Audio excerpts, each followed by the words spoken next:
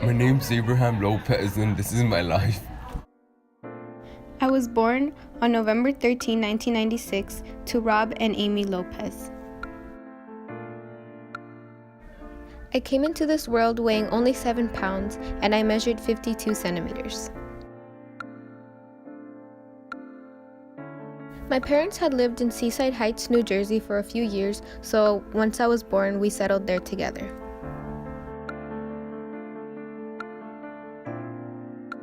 From the start, I was a calm baby. I wasn't really too fussy. I learned to walk on a very unique day. My parents had put together a little party for me, and I took my first steps when I saw my mom carrying my cake to the table. She was so shook she almost dropped the cake, but luckily she didn't. A few days after the party, I learned to say my first word, which was Bilderback. I don't know where that came from, but that was my first word. My parents enrolled me at Seaside Park Elementary School, August of 2001.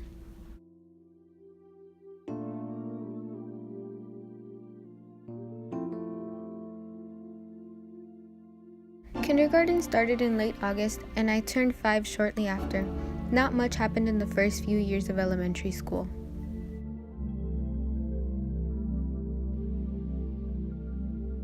Fifth grade promotion came, and my parents broke the news to me. We were now leaving New Jersey, and we were moving to California. After they told me, I was really upset because I had great friends and I didn't want to leave them behind. But since I didn't really have a choice, all I had to do was say goodbye to Seaside Heights and hello to Long Beach.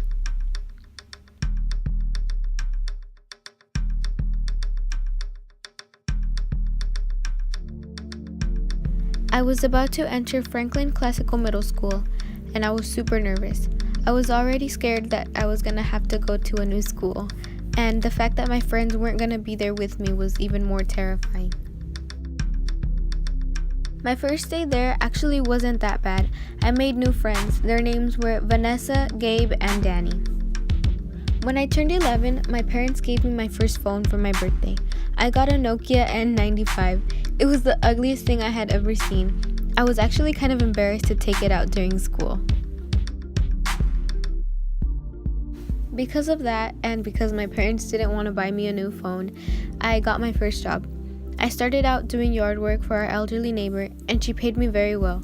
By January, I had saved enough money to buy an iPhone, and once again, I didn't feel so insecure.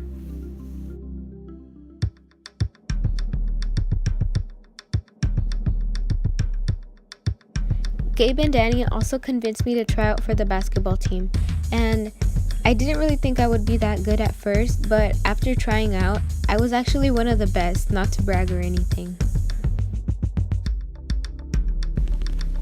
I continued playing basketball the rest of my years in middle school. It became part of my daily routine, and I knew I wanted to do it in high school. 8th grade promotion was such a blur because I had been diagnosed with mild depression. It came so fast, but I was ready for high school. Entering Long Beach Polytechnic High School, I was not too nervous. Some of my friends were actually going to attend the same high school as I was. I knew that these 4 years were going to determine the rest of my entire life. The first year of high school was not too rough.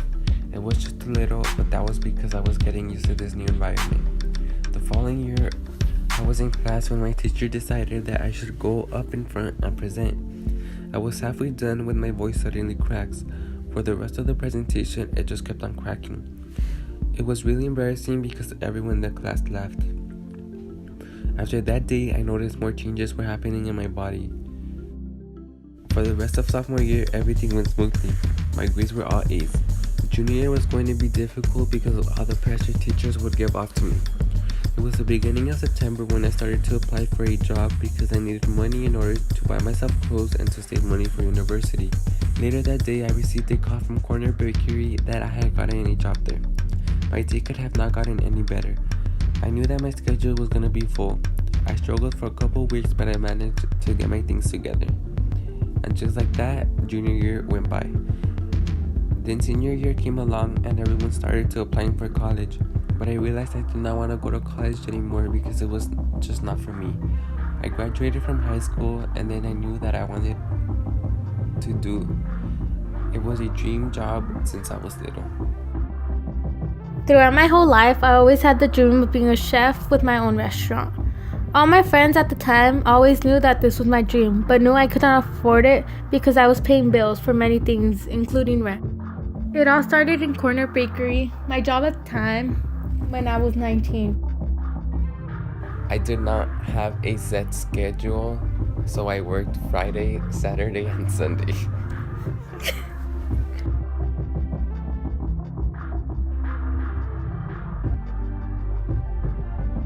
Usually Fridays were the days that my friends visited me.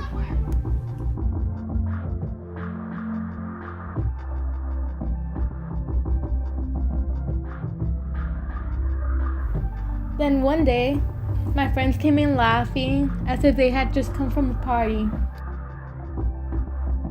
When I saw them come in, it kind of hurt my feelings. I felt like I wasn't invited to anything anymore, and I pretty much felt abandoned by my friends. And I even wondered if they forgot about me at times. And I tried my best to avoid them since I didn't want to hear their excuses and I just wanted to continue working.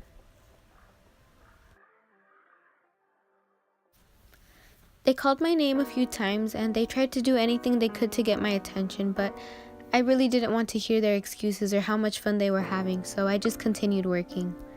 I felt a warm hand touch my shoulder as I was walking away, and since I didn't have any energy to ignore or even fight, I decided to turn around and just listen. Then my friend Yvette at the time handed me a single key.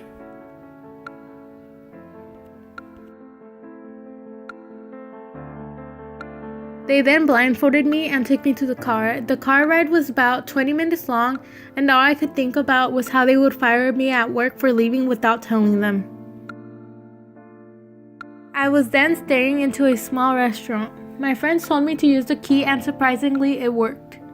It was beautiful. It was a dream come true.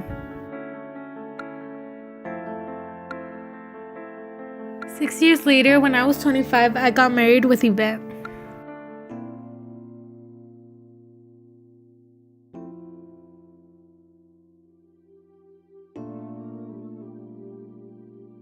That same year, Yvette gave me the surprise that we were having triplets.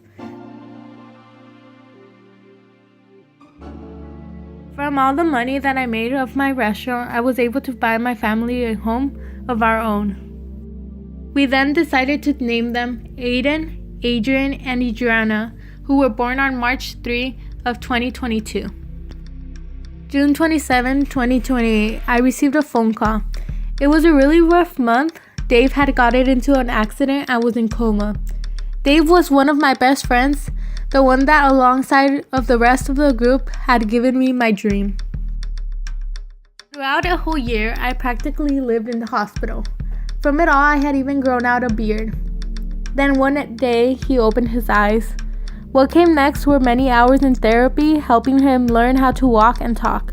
But through it all, I was accompanied by my wife and 3 children who were, at this time, 7 years old. After a while waiting for my wife to get home from her mother's house so I can surprise her for our 10th anniversary, I received a phone call from the police. They asked me if I was Yvette's husband, and of course I said yes quickly, asking what had happened to her and if she was okay. I wanted to know what had happened and why they were calling. However, the police said that she had gotten into a car accident and was currently at the St. Joseph Hospital. As soon as I found out, I was trying to rush to the hospital to see her. But it was hard for me because of the fact that I am now old, don't have as much energy, and I have to admit I had gained a bit of weight. But when I arrived at the hospital, the doctor told me that she was asleep and she only had a few scratches from the car accident and a concussion. After that, I called my children. While I was waiting in the room for my wife to wake up, and the doctor also came and pulled me to the side. He told me that he had found out that she was diagnosed with leukemia and only had 3 months to live. One day I woke up early to make Yvette breakfast, but when I kissed her on the cheek before getting up, she was cold. I called her name 3 times, but she wouldn't answer, so I immediately knew that she was gone. I was happy because she was going to be with God. However, I was sad because she was the love of my life. Years later, my children separated to pursue their dreams. Aiden went to travel the world exploring while taking photographs. Adriana went to the military while Adrian was trying to figure out his life. 5 years later, after not knowing much about my children, I received a phone call from the military. It was about Adriana. At first, I was confused on who was Adriana, but as soon as they said my name, I remembered. Then the words that I heard started up my heart once again.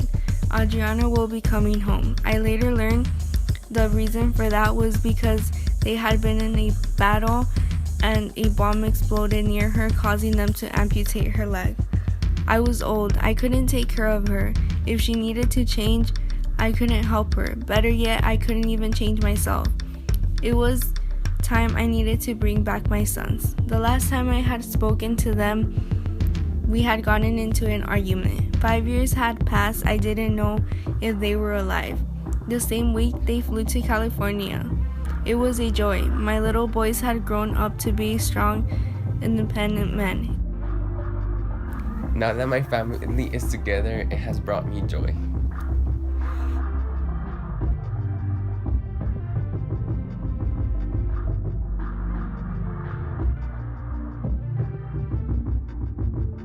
It turned out Adrian became a famous photographer,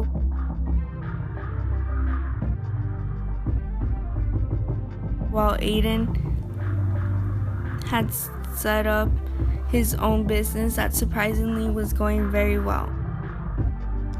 After Adriana's accident, there wasn't really much left for her to do, so she came back home with me and we spent our time together.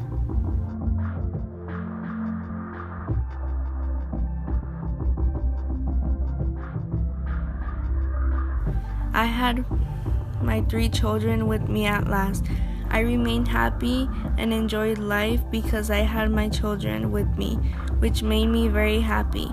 And even though my wife was gone, she still remained in my heart and always will be my one and only.